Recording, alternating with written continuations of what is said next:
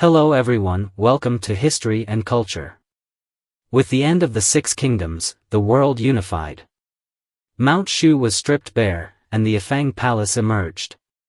This quote comes from the famous Tang dynasty poet Du Mu's Efang Palace Fu.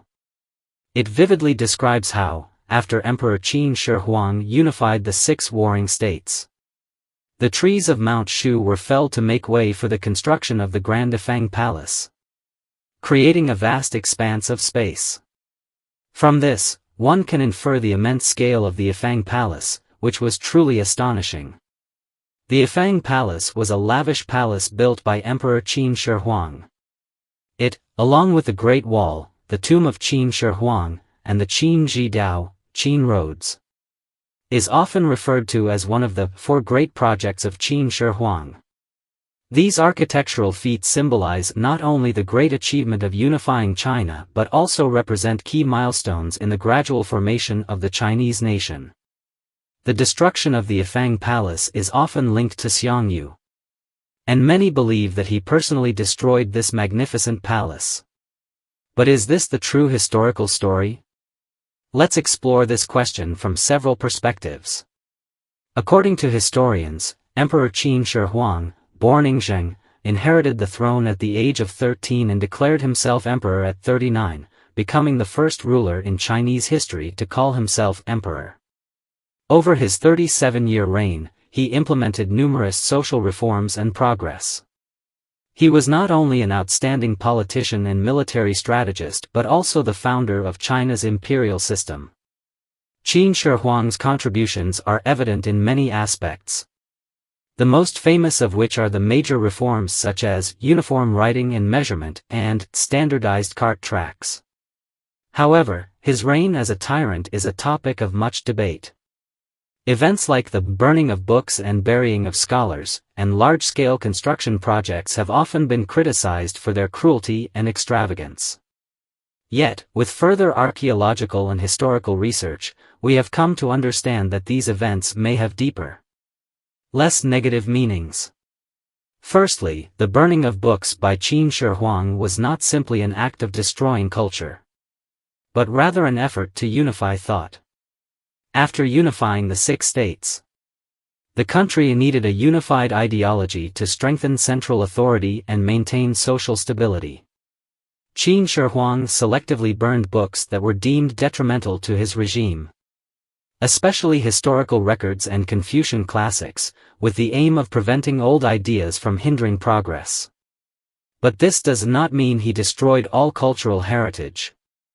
In fact, many important historical documents were preserved and remain with us today. Secondly, when people talk about the large-scale construction projects, they often focus on the luxury and extravagance of building the Great Wall, the tomb of Qin Shi Huang, and the Efang Palace. However, these projects were not purely for personal enjoyment. They held profound historical significance. The Great Wall was constructed to defend against northern invasions by the Xiongnu. The tomb of Qin Shi Huang was built as his grand mausoleum, and the Efang Palace was meant to symbolize the power of the unified country and central authority. Although the scale and luxury of these constructions were awe-inspiring, they also reflected Qin Shi Huang's ambition and long-term vision for the country. The Efang Palace was not just a display of power and wealth but also a symbol of national strength. As for whether the Efang Palace was truly burned down by Xiang, when most people think of the Efang Palace, they immediately recall the vivid description in the Efang Palace Fu by Du Mu. His poem has left a lasting impression of the palace's grandeur. The Efang Palace, located in Zetian, Shaanxi, was built after Emperor Qin Shi Huang unified the six states. In the 1950s, local farmers discovered cloud-patterned roof tiles, flat tiles, and remnants of bricks in the fields, which drew the attention of archaeologists. After scientific verification and research, the Efang Palace site was confirmed and designated as a National Key Protected Site in 1961. Today, it has become a National Heritage Park. During the reign of Qin Shi Huang, the population of China was only a little over 10 million. Yet while constructing the Efang Palace, he was also building his grand mausoleum. A total of 700,000 workers were conscripted, with 600,000 working on the emperor's tomb and 100,000 on the Efang Palace.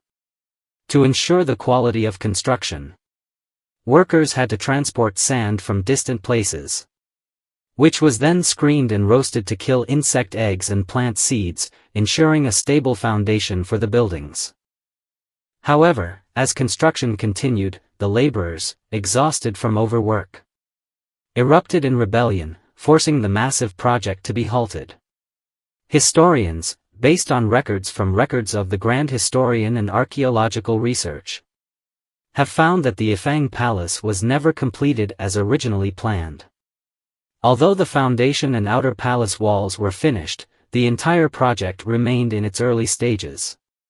In simple terms, the Efang Palace was never truly built. In many historical legends, the reason Emperor Qin Shi Huang built the Efang Palace is often attributed to his desire to build it for the Efang woman, a story that has been widely circulated. However, this is not the case. In fact, after completing the great task of unifying the 6 states, Qin Shi Huang resided in the Xianyang Palace.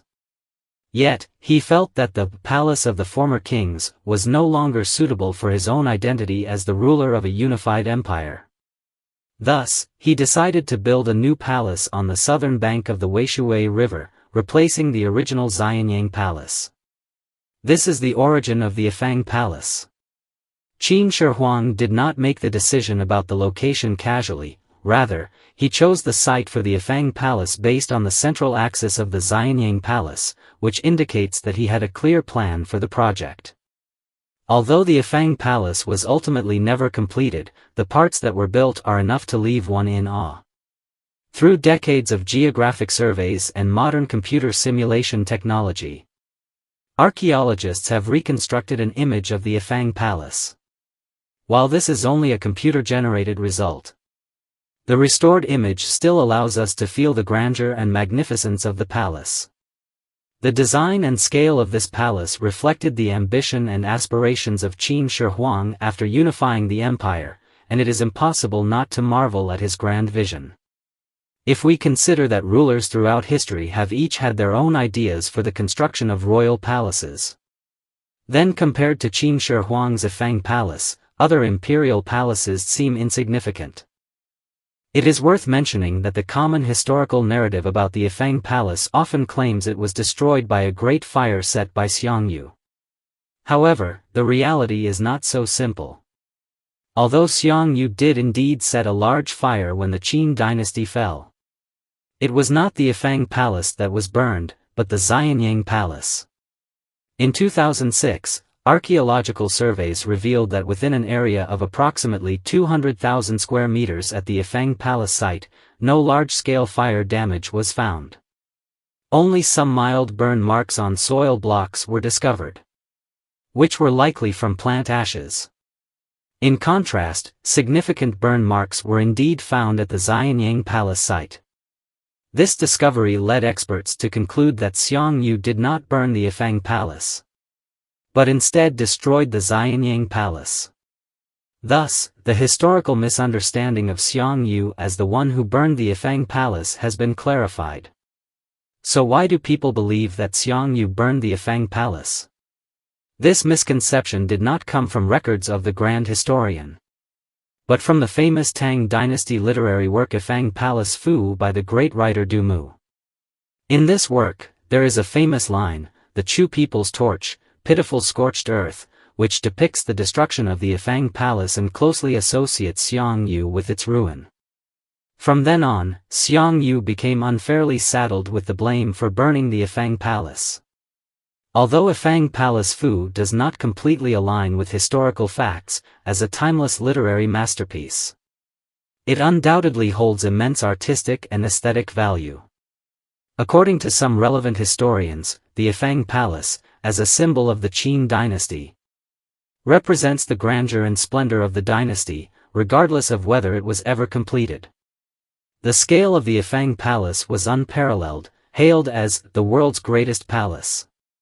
It not only demonstrated the unparalleled architectural wisdom of the Qin people, but also reflected the ambition and vision of Qin Shi Huang. Qin Shi Huang possessed the spirit of either do nothing, or do it to the best of one's ability. He maximized human and material resources, striving to make the palace, buildings, and tombs as grand and luxurious as possible. This ambition was a hallmark of the first emperor who unified the 6 states. This is the History and Culture channel. Liking and subscribing are the greatest help and support to us. Thank you everyone and see you in the next time.